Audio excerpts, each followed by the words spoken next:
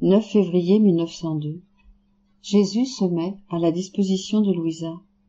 Elle lui demande que la loi du divorce ne soit pas approuvée.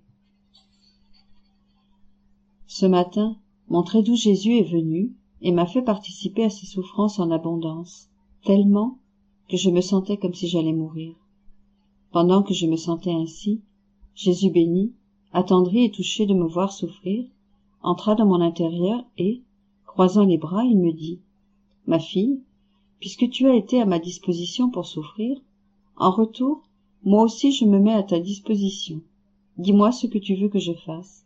Je suis prêt à faire ce que tu veux. » Alors, me souvenant combien cela lui déplairait que les hommes approuvent la loi du divorce, et les maux qui en adviendraient pour la société, je lui dis « Mon doux bien, puisque tu as la bienveillance de te mettre à ma disposition, je veux qu'avec ta toute-puissance, tu opères un prodige qui, en enchaînant la volonté des créatures, les empêche de confirmer cette loi. » Il me sembla que le Seigneur allait accepter ma proposition. Il me dit « Presque toutes les victimes qui ont vécu sur la terre et qui maintenant se trouvent au ciel possèdent quelques étoiles très resplendissantes à leur couronne, lesquelles se distinguent très bien là où elles se trouvent dans le ciel. Ces étoiles correspondent à la grande gloire qu'elles ont procurée à Dieu, de même qu'au grand bien qu'elles ont procuré à l'humanité. Tu veux que j'opère un prodige pour que cette loi du divorce ne soit pas approuvée, laquelle on ne pourrait empêcher autrement? Eh bien, par amour pour toi, je ferai ce prodige. Ce sera l'étoile la plus éclatante qui resplendira ta couronne. Tu recevras cette étoile pour avoir empêché par tes souffrances que ma justice, en ces tristes temps, permette aux hommes d'ajouter ce mal à toutes les autres infamies qu'ils commettent. Peut-on donner une plus grande gloire à Dieu et un plus grand bien aux hommes? 9 février 1903. Les bienfaits de l'Église catholique et les maux des protestants. Ce matin, me trouvant hors de mon corps, je vis mon confesseur avec un autre saint prêtre. Ce dernier me dit « Débarrasse-toi de toute pensée, voulant que ton état ne soit pas selon la volonté de Dieu. » Ensuite, Jésus commença à parler au sujet de ces protestants, dont on discute beaucoup à Corato. Il dit « Ils accompliront peu ou rien, parce que les protestants n'ont pas l'hameçon de la vérité pour pêcher les cœurs, comme l'a l'Église catholique. Il leur manque la barque de la vraie vertu pour pouvoir les conduire au salut. Ils sont dépourvus de voile, de rames et d'encre, que sont les exemples et les enseignements de Jésus-Christ. Ils n'arrivent même pas à avoir du pain pour se nourrir, ni de l'eau pour se désaltérer et se laver, ce que donnent les sacrements. Pire encore, il leur manque l'océan de la grâce pour pouvoir aller à la recherche des âmes. Ainsi, en manquant de tout cela, quel progrès pourront-ils faire? Jésus a dit tellement d'autres choses que je ne sais pas bien les répéter. Plus tard, mon aimable Jésus vint et me dit « Ma fille, celui qui m'aime se place devant le centre divin, mais celui qui se soumet et fait en toute chose la divine volonté possède en lui-même le centre divin. » Ensuite, comme l'éclair, il disparut. Peu après, il revint pendant que je rendais grâce pour la création, la rédemption et tant d'autres bienfaits. Il dit « Par la création, j'ai formé le monde matériel. Par la rédemption, j'ai formé le monde spirituel. » 9 février 1906. L'union de nos actions avec celle de Jésus est une garantie de salut. Continuant dans mon état habituel, j'ai à peine vu l'ombre du bienheureux Jésus tout affligé et presque dans l'acte d'envoyer des châtiments. En le voyant, j'ai dit « De la manière dont c'était, qui pourra non seulement échapper au châtiment, mais aussi n'avoir même que le salut ?» Et lui, changeant d'apparence, a dit « Ma fille, l'union des œuvres humaines avec les miennes est une garantie de salut, car si deux personnes travaillent dans le même champ, leur travail dans ce champ est une garantie que toutes deux devront moissonner. Ainsi, celle qui unit ses œuvres aux miennes, c'est comme si elle travaillait dans mon champ. Et donc, ne devra-t-elle pas moissonner dans mon royaume? Devra-t-elle peut-être travailler unie à moi dans mon champ pour devoir moissonner dans un royaume qui me soit totalement étranger? Certainement pas. 9 février 1908. La manière d'être avec Jésus.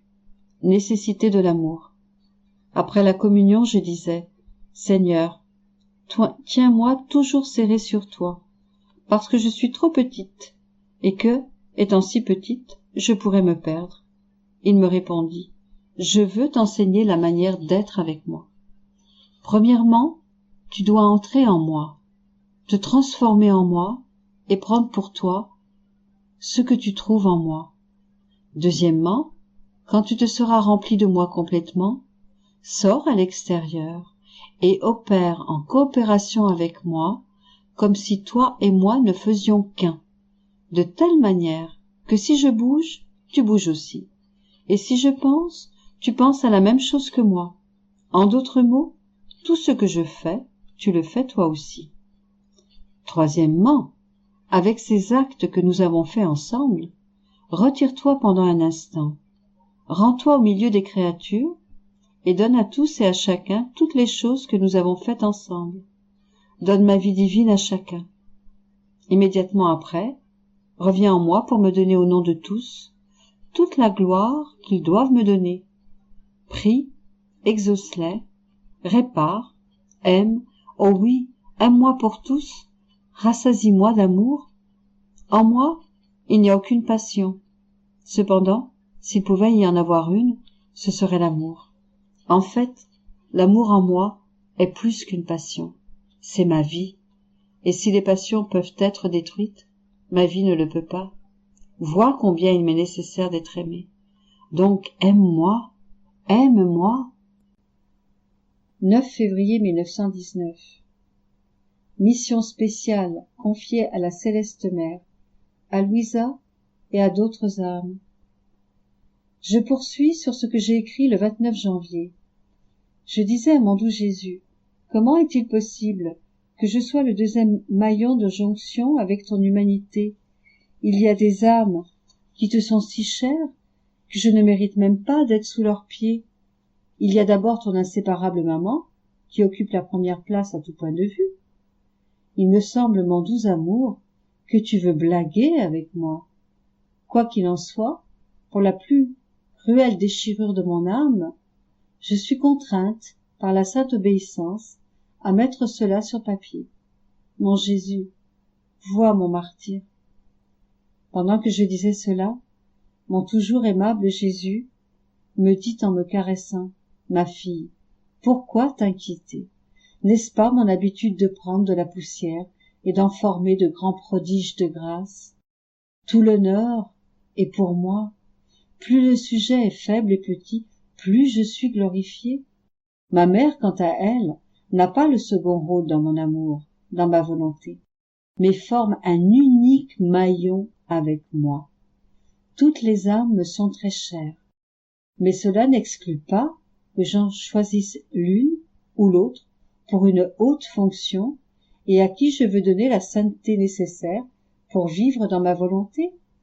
Les grâces qui n'étaient pas nécessaires pour d'autres, que je n'ai pas appelées à vivre dans la sainteté de ma volonté, te sont nécessaires à toi, que j'ai élu à cet effet de toute éternité. En ces temps si tristes, je t'ai élu pour que, vivant dans ma volonté, tu me donnes un amour divin, des réparations et des satisfactions divines, lesquelles ne peuvent se trouver que chez les âmes qui vivent dans ma volonté. En ces temps, mon amour et ma volonté veulent que je me répande davantage en amour. Ne suis-je pas libre de faire ce que je veux? Quelqu'un pourrait-il m'arrêter? Non, non. Donc, calme-toi et sois fidèle. Sois-moi fidèle. 9 février 1922. Pendant sa flagellation, Jésus s'est dépouillé de tout pour tout donner à l'humanité. Me trouvant dans mon état habituel, je suivais les heures de la Passion, et pendant que je l'accompagnais, mon cher Jésus, dans le mystère de sa pénible flagellation, m'apparut avec sa chair en lambeaux. Son corps était dépouillé non seulement de ses vêtements, mais aussi de sa chair. On aurait pu compter ses os, un à un. Son apparence était horrible. Elle provoquait à la fois la frayeur, la crainte, la révérence et l'amour. J'étais muette devant cette scène déchirante, et j'aurais accompli n'importe quoi pour soulager mon doux Jésus, mais je ne savais pas quoi faire. La vue de ses souffrances me rendit comme à l'article de la mort. Jésus me dit avec bonté, « Ma chère fille, regarde-moi bien, pour que tu saches la profondeur de mes souffrances. Mon corps est l'image de l'homme quand il pêche. Le péché dépouille l'homme des vêtements de ma grâce. Dans le but de lui redonner la grâce perdue, je me suis dépouillée de mes vêtements. Le péché déforme l'homme, de la plus belle des créatures sorties de mes mains. Le péché le transforme en la plus laide et la plus horrible chose qui provoque le dégoût et la répugnance. J'étais l'homme le plus splendide, et, pour redonner à l'homme sa beauté, mon humanité a pris l'apparence la plus laide. Regarde-moi, vois comme je suis horrible. Les fouets m'ont enlevé ma chair et ma peau, et m'ont rendu méconnaissable. Le péché non seulement enlève à l'homme sa beauté, mais lui inflige des blessures profondes, infectées par la gangrène, laquelle corrode sa personnalité profonde et consume son espace vital. C'est pourquoi tout ce qui est accompli dans l'état de péché est sans vie et d'aspect squelettique. Le péché prive l'homme de sa noblesse originale, enténèbre sa raison et le rend aveugle. Pour atteindre la profondeur de ses blessures, ma chair a été arrachée, de telle sorte que tout mon corps n'est devenu qu'une seule plaie. En versant des rivières de sang, j'ai fait couler mon essence vitale dans l'âme de l'homme pour lui redonner vie. Si je n'avais pas eu avec moi ma divinité, qui est la source ultime de la vie, je serais mort dès le début de ma passion. À chaque souffrance qui m'était infligée, mon humanité mourait, mais ma divinité me soutenait. Mes peines, mon sang répandu, ma peau en lambeaux, furent autant de contributions pour redonner vie à l'homme. Mais il rejette mon sang, et ainsi il ne reçoit pas la vie. Il foule aux pieds ma chair, et ainsi il reste rempli de blessures. Oh, comme je ressens cruellement le poids de la gratitude des hommes. Se jetant alors dans mes bras, Jésus fondit en larmes. Je le serrai sur mon cœur pendant qu'il suffoquait dans ses larmes. Le voir ainsi pleurer me brisait le cœur. J'aurais été prête à souffrir n'importe quelle peine pour l'empêcher de pleurer. Je lui donnais ma compassion, j'embrassais ses blessures et séchais ses larmes. Un peu réconforté, il ajouta, « Sais-tu de quelle manière je me comporte? Je me comporte comme un père qui aime beaucoup son fils, alors que celui-ci est aveugle, difforme, paralysé, etc. Et que fait le père qui aime son fils à la folie? Il se départit de ses propres yeux et de ses jambes, il s'arrache la peau et, se donnant tout entier à son fils, il lui dit « Je suis plus heureux en étant aveugle, déformé et paralysé, si je sais que toi, mon fils, tu peux voir, marcher et être beau. Oh, comme ce père est heureux de réaliser que son fils voit maintenant avec ses yeux, marche avec ses jambes et est vêtu de sa beauté. Comme sa peine serait grande s'il réalisait que son fils, dans un acte de profonde ingratitude, se défaisait des yeux, de son père, de ses jambes et de sa peau, préférant redevenir la misérable créature qu'il était. Je suis comme ce père, je me suis dépouillée de tout pour tout donner à l'homme, j'ai pourvu à tout, mais par son ingratitude, l'humanité m'inflige les peines les plus cruelles. 9 février 1927. Incapacité d'écrire. Tout comme le soleil donne toujours de la lumière, le vouloir suprême veut toujours donner la lumière de ses manifestations. Lorsqu'on néglige d'écrire ce que dit Jésus. Je ne voulais pas écrire, parce que je m'en sentais incapable. De plus, la prostration de mes forces était telle et si grande que je sentais que je ne le pouvais. Et la pensée m'est venue. Peut-être que ce n'est plus la volonté de Dieu que j'écrive. Sinon, il me viendrait plus en aide, il me donnerait plus de force. De plus, si Jésus le veut, il peut écrire lui-même, sans moi. Et mon doux Jésus, se manifestant en moi, me dit « Ma fille, le soleil donne toujours de la lumière, et jamais il ne se lasse de suivre son cours, ni d'investir la surface de la terre. Et son triomphe est de trouver de la semence pour la faire germer, la développer pour qu'elle se multiplie, la fleur pour donner sa couleur et sa fragrance, le fruit pour donner sa douceur et son goût. En communiquant ses effets, le soleil montre, par des faits, qu'il est le véritable roi de la terre, et que par conséquent, il triomphe lorsqu'il trouve ce à quoi il peut communiquer ses effets, exercer sa fonction royale sur toute la nature. Par contre, en certaines terres, sur lesquelles il ne trouve ni semences, ni fleurs, ni plantes, ni fruits, il ne peut communiquer ses effets. Il les garde tous en lui-même, et se retrouve par conséquent sans triomphe. Il est comme un roi sans sujet, qui ne peut exercer sa fonction, et ainsi, comme indigné de ne pas pouvoir communiquer ses effets, le soleil brûle cette terre, au point de la rendre stérile et incapable de produire le moindre brin d'herbe. Ma fille, le soleil, est le symbole de ma volonté, et par sa nature même, ma volonté veut poursuivre son cours de lumière dans l'âme où elle règne. Et comme sa lumière possède d'innombrables effets, elle ne se fatigue ni ne s'épuise jamais, et veut par conséquent communiquer ses effets et son triomphe lorsqu'elle trouve en toi les dispositions. Alors, mieux qu'à une semence, à une fleur ou un fruit, elle peut communiquer ses effets. La fragrance, la couleur, la douceur, qui convertie en connaissance lui appartenant, forme l'enchantement de son jardin. Et mon divin Fiat, plus que le soleil, se sent comme un roi capable d'exercer son office royal. Il voit qu'il n'a pas seulement ses sujets, mais aussi sa fille, à qui, en communiquant ses effets, ses manifestations, il communique également l'image d'une reine. Et c'est là tout son triomphe. Transformer l'âme en reine et la revêtir de vêtements royaux.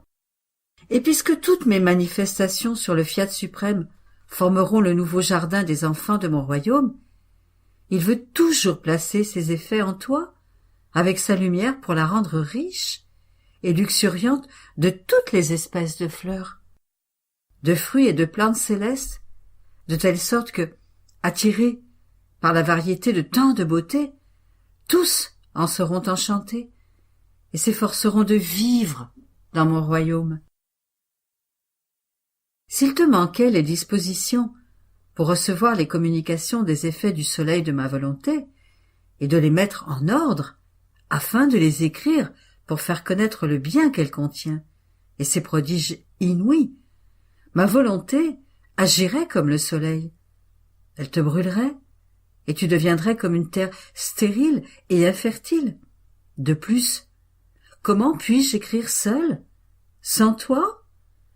Mes manifestations doivent être tangibles et non invisibles. Elles doivent tomber sous le sens des créatures. L'œil humain n'a pas la vertu de voir des choses invisibles. C'est comme si je te disais « Écris sans encre, sans plume et sans papier ». Ne serait-ce pas absurde et déraisonnable? Puisque mes manifestations doivent servir à l'usage des créatures, formées d'un corps et d'une âme, j'ai besoin, moi aussi, de matière pour écrire. Et c'est toi qui dois me la procurer. Tu dois me servir d'encre, de plume et de papier, pour former en toi mes caractères. Et toi, les ressentant en toi, tu les rends tangibles en les écrivant sur le papier. Par conséquent, tu ne peux pas écrire sans moi, car il te manquerait la matière, le sujet, la dicter à recopier, et tu serais incapable de dire quoi que ce soit. Et moi, je ne peux pas écrire sans toi, car il me manquerait l'essentiel pour pouvoir écrire: le papier de ton âme, l'encre de ton amour, la plume de ta volonté. C'est donc un travail que nous devons faire ensemble, d'un commun accord. Alors, en écrivant, je me disais, avant d'écrire certaines petites choses que Jésus me dit, il me semble qu'elles sont de fort peu d'importance, et qu'il n'est pas nécessaire que je les mette sur le papier. Mais alors que je suis dans l'acte de les écrire, la façon dont Jésus les ordonne en moi change la perspective, et bien que petite en apparence, elle semble être d'une grande importance dans leur substance. Étant donné tout cela, quel compte devront rendre à Dieu tous ceux qui ont et ont eu autorité sur moi et qui ne se sont pas imposés par obéissance de me faire écrire? Combien de choses j'ai négligées en ne recevant pas d'ordre? Et Jésus, bougeant en moi, me dit: ma fille, ils auront en vérité des comptes à me rendre.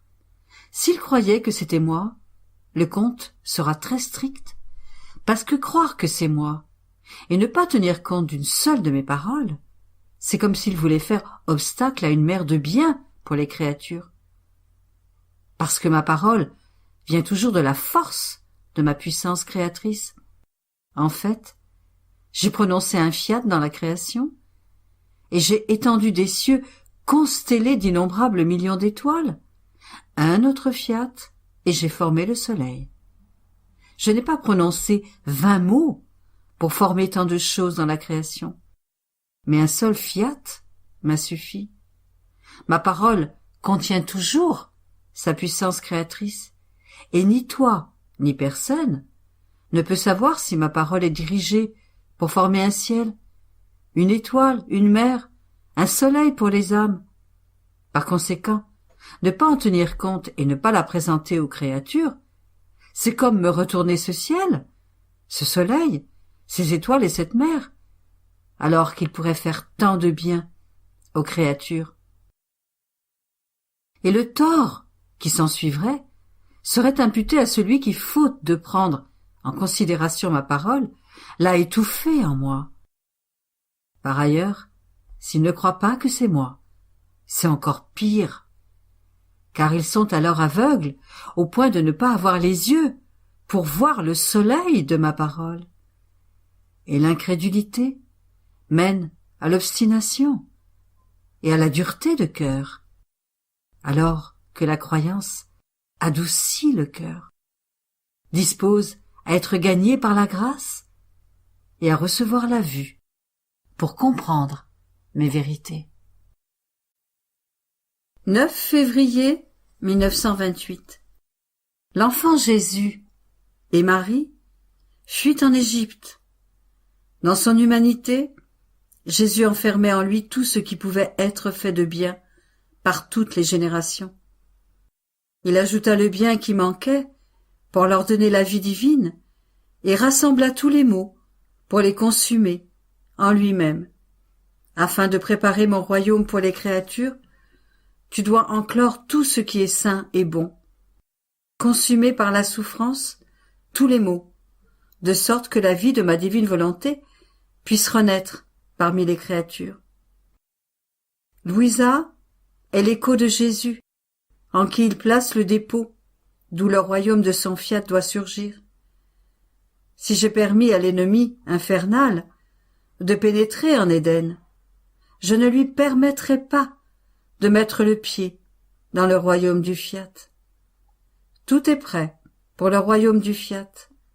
Il ne reste plus qu'à le faire connaître. En continuant à suivre les actes accomplis par Jésus dans la divine volonté, alors qu'il était sur terre, je suivais la mère et l'enfant dans leur fuite en Égypte, et je me disais, comme il devait être beau de voir le petit enfant dans les bras de sa divine maman, alors que si petit, et portant en lui-même le fiat éternel, il contenait tout le ciel, et la terre. Créateur, tout était sorti de lui, et tout dépendait de lui. Et la reine souveraine, transfusée en Jésus enfant, en vertu du même fiat qui l'animait, formait le reflet de Jésus, son écho, sa vie même. Combien de beautés cachées il possédait, combien de variétés de ciel plus beaux que ce que l'on voit à notre horizon, combien de soleils plus éclatants il contenait, et pourtant personne n'a rien vu. On ne pouvait voir que 3 pauvres fugitifs. Jésus, mon amour, je veux suivre pas à pas ma céleste mère sur son chemin.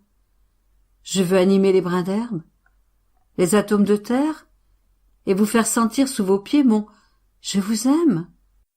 Je veux animer toute la lumière du soleil qui éclaire votre visage pour qu'elle vous apporte mon « je vous aime ».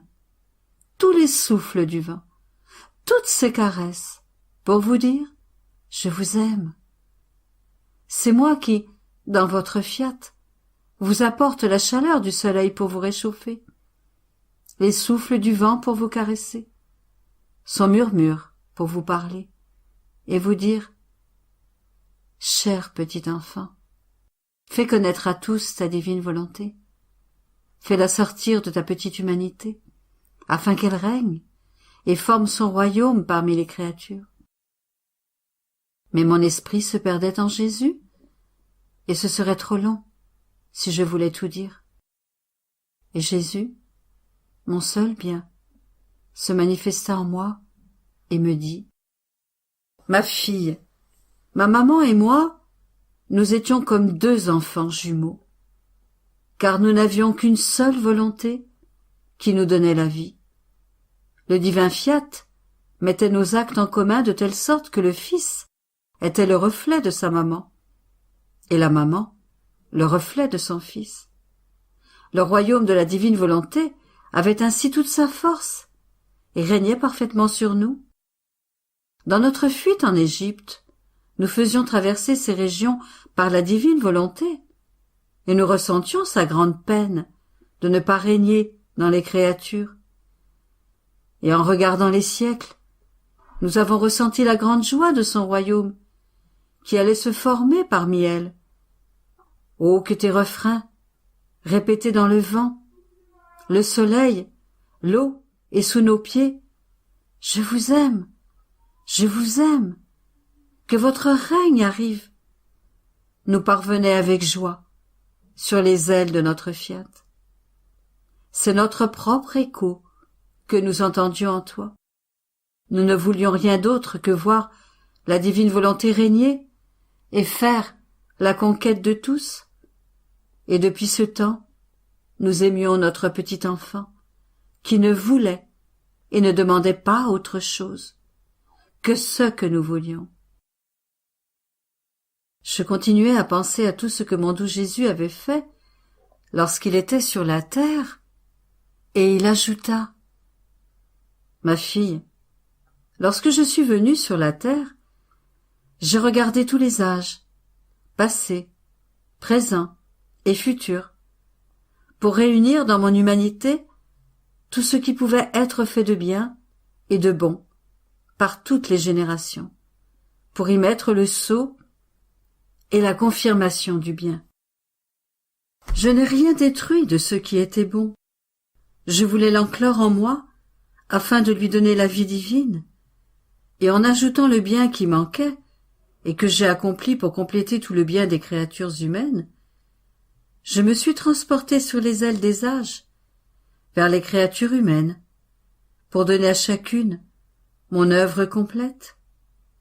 J'ai également rassemblé tous les maux afin de les consumer, et par la force des souffrances et des peines que je voulais souffrir, j'ai allumé le bûcher dans mon humanité pour y brûler tous les maux, désirant ressentir chaque souffrance, afin de faire renaître les biens, opposés à ces maux, de faire renaître les générations humaines à une vie nouvelle.